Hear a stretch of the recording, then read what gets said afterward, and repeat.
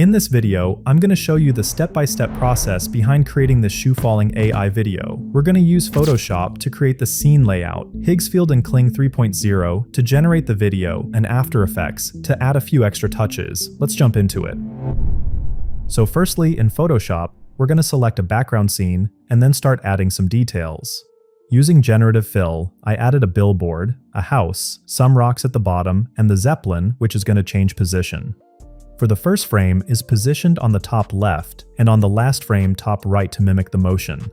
For the first frame we have no shoe, and for the last frame the blended shoe shows up.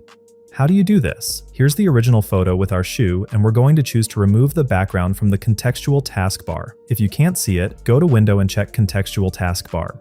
Once you click on Remove Background, you're going to select the layer, use Command or Control plus C to copy, and then in the project file, let's hide the existing shoe, and then we're going to press Command or Control plus V to paste the photo. Use Command or Control plus T to make the shoe smaller, and let's place it in the center.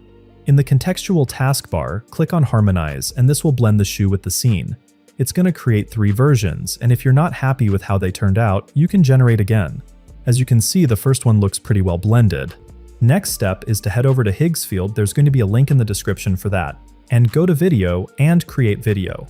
Click here to edit the model and browse for Kling 3.0.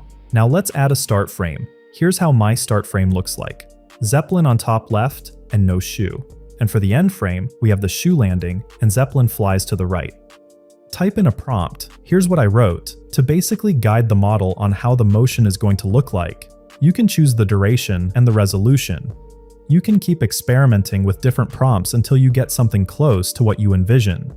When you have the video, the next thing you want to do is upscale it. For that on Higgsfield, go to Video and browse for Video Upscale. Upload your media, and then for the model, choose Topaz Video, scale factor 4K, and in the advanced settings, choose the preset to be Proteus. Enable frame interpolation at 60 frames per second, 1x slow motion, and then click Upscale. And last step, put everything together in After Effects. Here I added some keyframes to create a bit of a story. I added some cloud layers set on screen blending mode and some animations with the speed ramping graphs looking like this.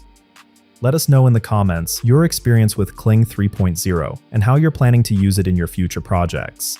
If this video helped you, don't forget to like, share, and subscribe. Visit the Creative Society website for more design resources and music. If you want to continue learning, check out this other video on the screen. Thank you, and see you next time.